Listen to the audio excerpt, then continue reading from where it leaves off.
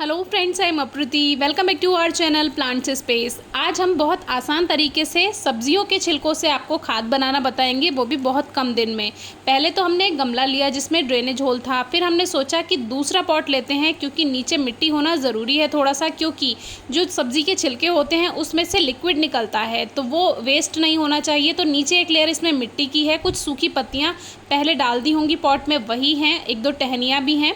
तो अब हम इसमें ये सब्जियों के छिलके डालेंगे। और ये जो हमने वीडियो बनाना शुरू किया था ये हमने 22 जून को शुरू किया था। तो 22 जून से हमने सबसे पहले इसमें सब्ज़ी के छिलके डाले, जो कि सब्ज़ी के छिलके लौकी, तोरी, खीरा और प्याज, आलू, ये जो छिलके होते हैं ये लीजिए, इनसे बहुत जल्दी और आसानी से खाद बनता है। अगर आप नए हैं तो फूल गोभी और भिंडी जैसी चीज़ें इसमें ना डालें जो उसका वेस्ट होता है। तो इस तरह से रोज़ हम इस तरह से छिलके डालते गए और ऊपर से एक लेयर आप मिट्टी की बना दें। उससे क्या होता है, ये ढक जाता है और जल्दी प्रोसेस शुरू होती है। ये जो नींबू आप देख रहे हैं ये हमारे घर के ही पौधे के नींबू हैं, तो इसीलिए आपको मैं स्पेशली दिखा रही हूँ। ये वही यूरेका लेमन है जिसकी हमने कई बार एयर लेयरिंग भी शेयर की है। बंदर तोड़ जाते हैं, नुकसान कर जाते हैं, इसीलिए थोड़ा जल्दी हमने इसको हार्वेस्ट कर लिया था। बाकी आप इनसे लिक्विड फॉर्म में भी फर्टिलाइज़र बना सकते हैं, बायो एंजाइम बना सकते हैं। हमने ये सारा इसी में ही डाल दिया। और ये पॉली बैग से कवर करना ज़रूरी नहीं है, इससे कीड़े भी हो जाते हैं कभी कभी, तो इसको आप स्किप कर सकते हैं। बाकी मिट्टी की एक लेयर बनाएंगे तो ज़्यादा अच्छा रहेगा, क्योंकि मिट्टी की लेयर बनाने से जो लिक्विड इसका निकल रहा है वो भी मिट्टी एब्जॉर्ब करेगी और वो भी उसमें एक तरह से फर्टिलाइज़र का ही काम कर जाएगी। तो ये हमने ऊपर से एक लेयर मिट्टी की बना दी है, फिर से इसमें दोबारा से छिलके डालेंगे, फिर से एक लेयर मिट्टी की बना देंगे, फिर से इसमें जो भी किचन वेस्ट है वो डालेंगे। किचन वेस्ट में सब्जियों के छिलके ही मेन काम करते हैं, क्योंकि अगर आप कुछ ऐसा पल्प वाली चीज़ डालते हैं उससे कीड़े होने के ज़्यादा चांसेस होते हैं। मिट्टी का पॉट लेते हैं तो ज़्यादा अच्छा है, जल्दी खाद बनकर तैयार होता है। प्लास्टिक के पॉट में थोड़ी सी प्रॉब्लम या लेट हो सकता है। बाकी प्लास्टिक के पॉट जो रहते हैं उसमें कीड़े भी हो सकते हैं अगर आप नए हैं तो नए अगर आप हैं, बिगनर हैं, तो आप मिट्टी का पॉट लें तो ज़्यादा अच्छा है। बाकी डे बाय डे आप इसमें सब्ज़ी के छिलके डालते जाएं, कोई भी ऐसी चीज़ ना डालें जिसमें कीड़े होने की संभावना हो। तो इस तरह से आप छिलके डालेंगे, उनसे बहुत जल्दी और बहुत अच्छा खाद बनता है। तो 20 जुलाई को आखिरी दिन हमने उसमें सब्ज़ी के छिलके डाले थे, फिर ऊपर से एक लेयर मिट्टी से उसको कवर कर दिया था और रख दिया था। और आज यानी 14 अगस्त, आज 24 दिन हो चुके हैं उसको कवर किए हुए। आज हम इसको बाहर निकाल रहे हैं। मैं और भी जल्दी इसको बाहर निकालती, लेकिन मेरी ध्यान भी कुछ नहीं रहा था। आज याद आया तो सोचा आपसे शेयर कर देते हैं, क्योंकि हमारे काफ़ी व्यूअर्स परेशान रहते हैं कि जब हम सब्ज़ी के छिलके से खाद बनाते हैं तो उसमें कीड़े हो जाते हैं या स्मेल आती है, बदबू आती है काफ़ी।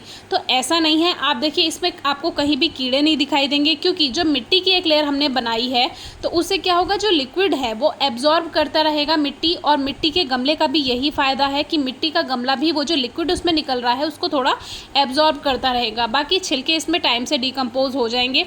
और भी जल्दी अगर आप बनाना चाहते हैं तो इसको अलटते पलटते रहें, यानी कि जो लेयर बनाई है हमने, आप चाहें तो उसको टाइम टू टाइम मिक्स कर सकते हैं, उससे भी काफ़ी जल्दी खाद बन जाता है, क्योंकि सब्ज़ी के छिलके बहुत जल्दी गल जाते हैं। हमने इसमें कोई भी ऐसी चीज़ नहीं डाली जो हार्डली डिकम्पोज हो, यानी कि काफ़ी मुश्किल तरीके से वो डिकम्पोज हो, गले।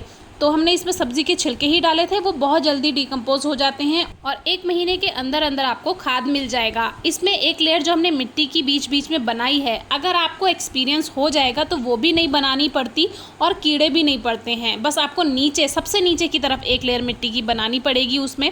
तो अब देखिए ये एक गुलदाउदी का पौधा है जिसकी कंडीशन कोई खास नहीं थी, तो हमने सोचा इसको इस मिट्टी के गमले में शिफ्ट कर देते हैं। ड्रेनेज होल चेक करके पत्थर रखने के बाद ये हमने मिक्सचर ऐसा ही भर दिया, क्योंकि इसमें खाद और मिट्टी दोनों मिक्स हैं।